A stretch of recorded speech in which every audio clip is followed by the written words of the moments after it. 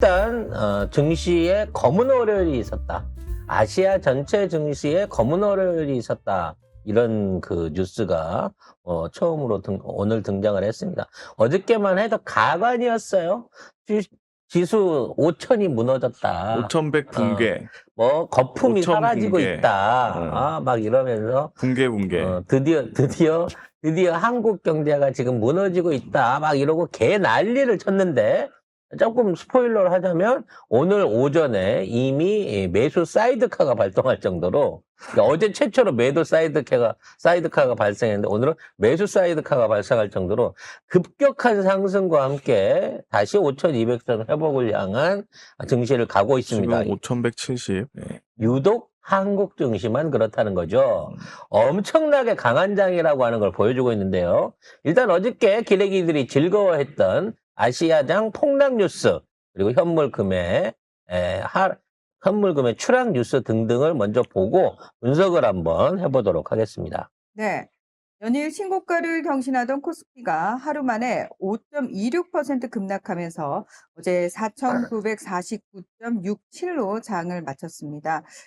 일본 니케이 지수도 1.25% 하락, 대만도 1.37% 하락, 중국도 2.48%, 홍콩도 2.94% 일제히 하락했는데요. 우리가 제일 많이 빠졌다고 난리죠? 기다렸나 봐요. 음. 예. 자, 일단 그리고 금 선물과 은 선물 가격도 기록적으로 폭락을 했고요. 그리고 비트코인도 약세를 보였습니다. 사실 이제 모든 실물 자산들이 다 주가를 포함해 갖고 다 추락을 하고 있는 상황인 거죠.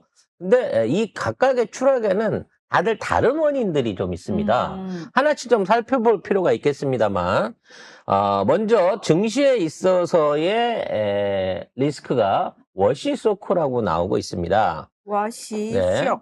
케빈 워시를 얘기하는 거죠. 자, 케빈 워시가 어떤 놈인지 좀 소개를 해주세요. 케빈 워시는 자, 지금 있는 제롬 파월 연방준비제도 의장이 5월 15일이면 의장 임기가 끝이 납니다. 그래서 트럼프하고 파월 의장하고 지금 싸움 중이잖아요. 트럼프가 금리 인하하라고 했지만 얼마 전에 파월이 3.5에서 3.75%로 동결을 결정을 했습니다. 그래서 트럼프가 열받아가지고 자신의 60년지기 친구의 사위인 케빈 워시라는 사람을 연준 의장 후보로 지명을 했습니다. 즉 60년지기 친구의 아들이라는 사위. 사위. 네. 자, 그런데 참 특이한 부분이 있습니다. 이 사람이 2006년부터 2011년까지 연준 이사였습니다. 그런데 원래 연준 이사는 임기가 14년이에요. 그런데 이 사람이 2006년부터 2014년 뭔가 임기가 이상한데 때려치고 나갔다는 거죠. 왜? 당시에 버냉키 의장이 양적 완화를 위해서 돈을 풀겠다라고 이야기를 했어요. 그랬더니 난 거기에 반댈세. 이러면서 이 사람은 대표적인 매파라고 얘기를 합니다. 양적 축소를 지향하는 사람이거든요. 그래서 시중에 돈 풀지 말라라는 사람입니다. 그래서 이 사람이 거기에 이제 의장한테 반기를 들고 뛰쳐나갔던 사람인데, 그러면은 트럼프는 금리 인하를 해서 돈을 풀라는 사람이고, 그렇죠.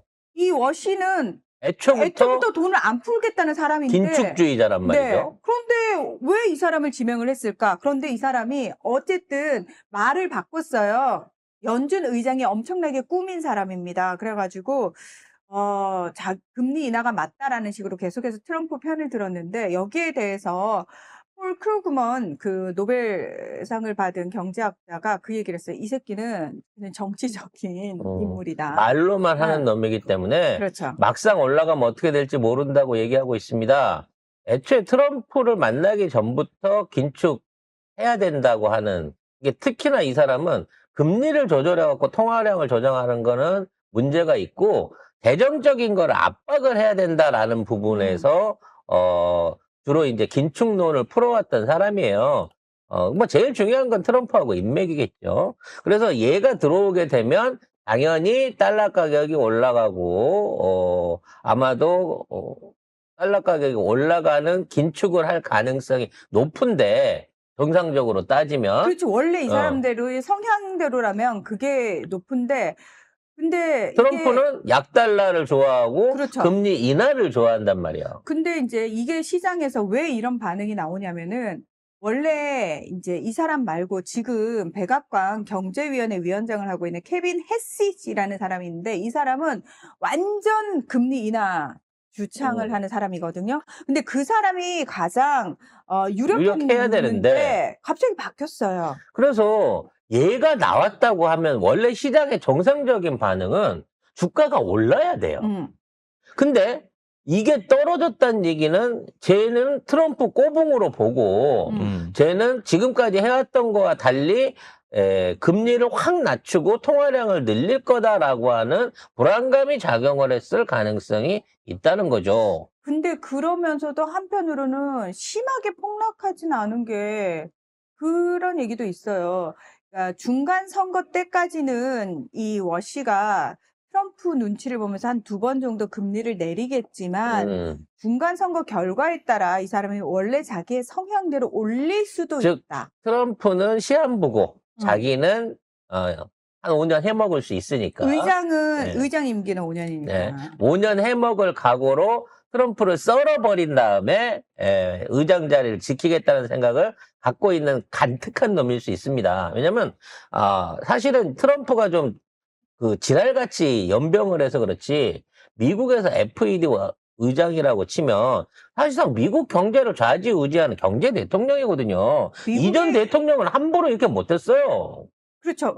왜냐면은 연방준비제도가 미국의 중앙은행 역할을 하고 있긴 합니다만 엄연히 따지면은 민간이에요. 민간이기 때문에 미국 권역을 12개 권역으로 전체로 나눠가지고 거기에 연방준비은행이 따로 있고요. 그 은행들을 총괄하는 게 연방준비제도라는 곳이거든요.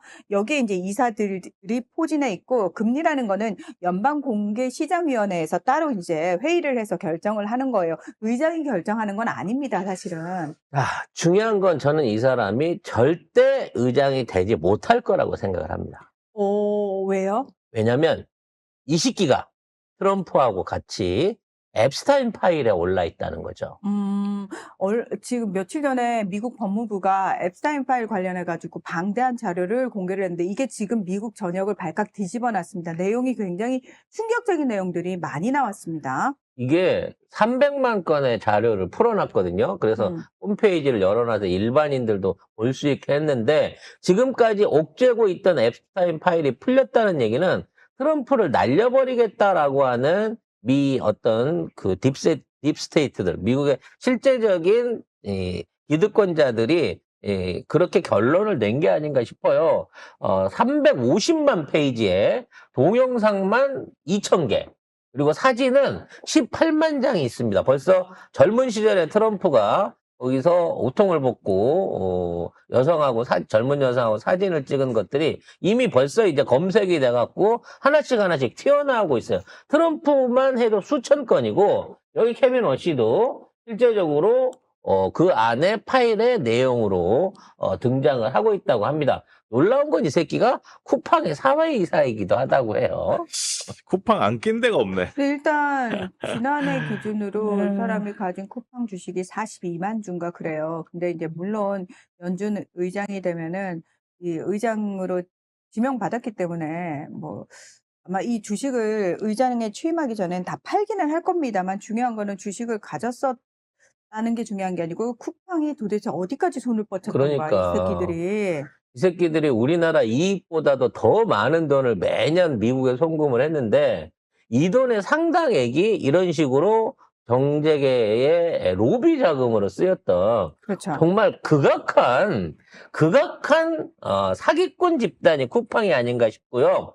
어찌됐거나 저는 단언합니다. 이 앱스타인 파일이 터지고 트럼프가 정권에서 지금 탄핵 위기를 맞게 되면 이 사람이 지명받는다고 하더라도 결코 의장에 오를 수 없을 가능성이 높다고 봅니다. 중요한 건 어저께 우리가 제일 많이 빠졌어요. 딴 데는 뭐 2, 3% 빠졌는데 5% 가까이 빠져가지고 한국장 망했다고 기레기들이 지랄을 했는데 이걸 하루 만에 전부 다 개인들이 받아냈다는 겁니다.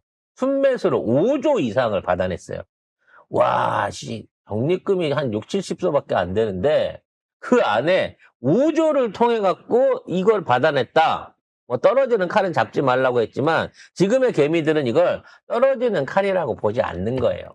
이렇게 추락을 했던 거는 이런 그 달러 가격이 오를 거다라고 하는 외국인들의 이탈 심리에 힘입어 가지고 외국인들이 집중적으로 주식들을 던졌고 특히나 이제 우리는 그동안 상승세가 높았기 때문에 차익 실현에 대한 매물이 더 많이 쏟아졌을 거잖아요. 그 쏟아진 매물들 외인들이 한 달 가까이 이 주워 모았던 그 많은 매수 5조 원 가까이 5조 원이 넘는 거를 지금 개미가 받아냈다는 거야. 이렇게 되면 개미들도 함부로 시장에서 장난질을 못 친다는 개미들을 상대로는 기관이나 외국인들도 함부로 장난을 못 친다는 겁니다.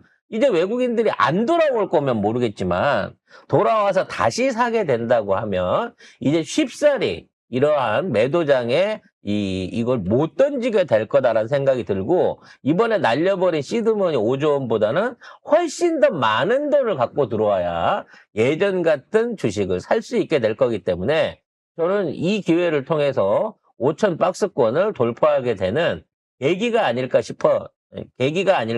생각을 합니다. 중장기적으로 꾸준히 가는 거고요.